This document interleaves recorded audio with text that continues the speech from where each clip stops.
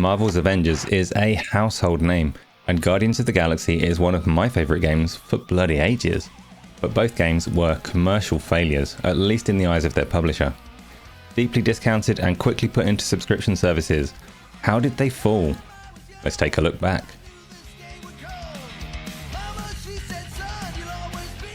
Take some of the world's most talented developers and have them create games in the hottest entertainment property around. That's a surefire way to make hit games. Unless you go full on Square Enix and obliterate the goodwill and trust that you have with your customers. Let's start this story from the beginning with a look at the bigger name and the more prolific developers. If anyone hasn't heard of Marvel's Avengers, then I'd say they must be living under a rock, or perhaps not living at all. The Marvel Cinematic Universe has propelled these comic book heroes to massive popularity.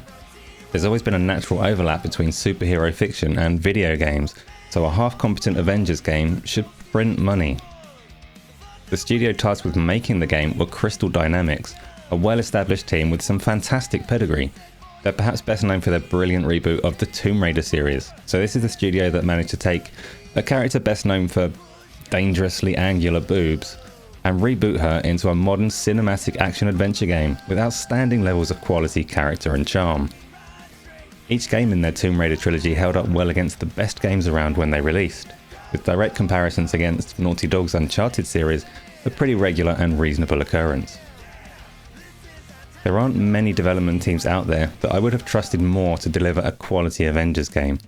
To some extent they did. The campaign starts out really strong, Kamala Khan was well liked, and the game remains a visual showcase that has very few equals in the PlayStation 4 and the Xbox One generation. Unfortunately, in a tale as old as time, Marvel's Avengers was marred by bad decisions fueled by corporate greed. Square Enix signed one of the most repugnant marketing deals yet seen, locking fan-favourite character Spider-Man exclusively to PlayStation consoles. Forever. Stupid! What were you thinking, huh? There were no unique heroes or compensation of any kind for players on Xbox, PC or Stadia. Stadia is still going, yes, Marvel's Avengers is on Stadia.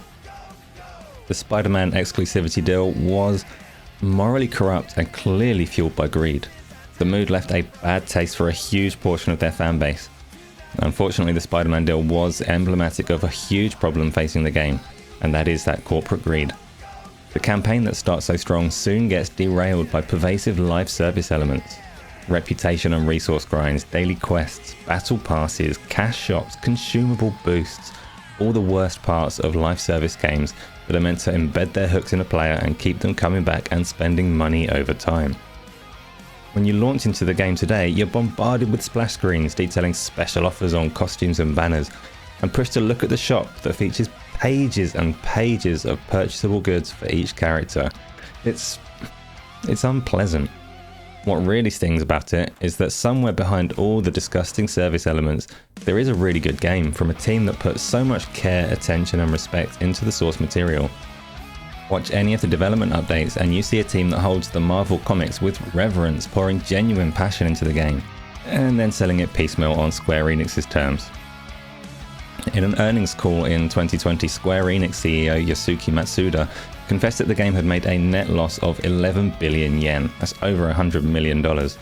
It's no wonder that they want to recoup some of that, but surely if they'd let Crystal Dynamics make the kind of game that they're so good at making in the first place, they wouldn't be in such a mess. Enter the Gardeners of the Galaxy. Gardeners of the Galaxy? What? No.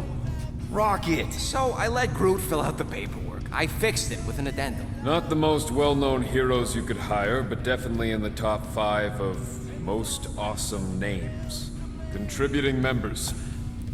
Groot, a Flora Colossus, last of his kind, fearless in a firefight, an awesome best friend. Rocket, bona fide super genius and a wizard with explosives. Definitely not a raccoon.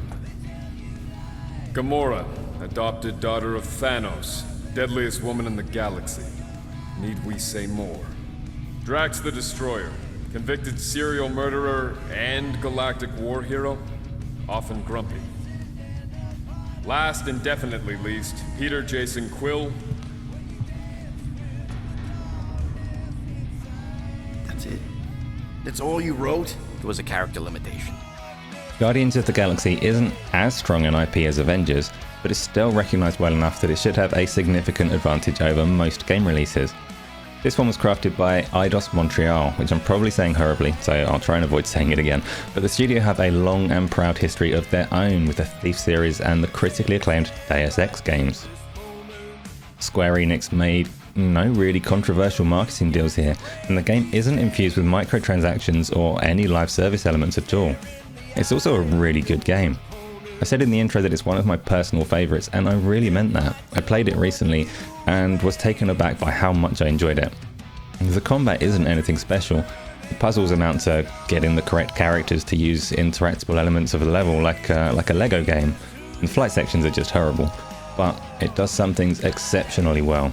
The script and story is superb, and the voice acting is on point, bringing jokes and light entertainment, but also endearing characters and story beats that can really hit you in the feels. Overall, it's a far better game than the sum of its parts. I liken it to The Last of Us in that regard. Astonishingly, Guardians isn't a live service game at all and makes no attempt to squeeze extra money from your pocket.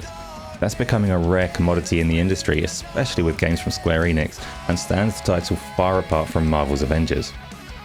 On its own merits, the game should be a massive success, but Square Enix will not hesitate to tell you that the sales were disappointing. What went wrong this time? Guardians was initially revealed to the world as part of a Nintendo Direct event, using the Switch version of the game.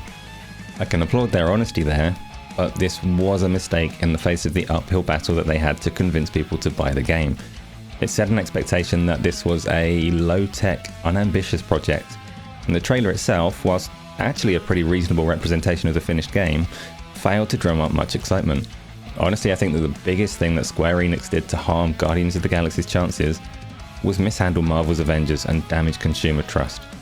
Unfortunately for everyone involved with the game, its fate and reputation were inescapably linked with the Avengers. People felt a repeat performance coming on, a beloved superhero team, characters that aren't quite the ones we're used to from the film, polished graphics, published by Square Enix. Yeah, we tried that recently and we got burnt. Square Enix publicly blamed the studios for disappointing results with both games, and they farmed Crystal Dynamics out to work with Microsoft before ultimately taking the decision to rid themselves of both of these phenomenally talented studios. Both teams belong to the Embracer Group now, picked up for a relative steal at $300 million. Time will tell if their new owners will be better suited to harnessing their talents. Personally, I remain confident that both studios can deliver the goods. The first example that we're likely to see is Perfect Dark, from Xbox's The Initiative and Crystal Dynamics in collaboration. Hopefully they're able to give that game their all, despite all the turmoil around them. Both Marvel games are available in bargain bins and on PlayStation Plus and Xbox Game Pass for console and PC. Both are worthy of attention, but at the very least, I would highly recommend that you give Guardians of the Galaxy a go if you haven't played it already. I'm telling you, it's totally safe. See? I'll even prove it. Huh? Look at this.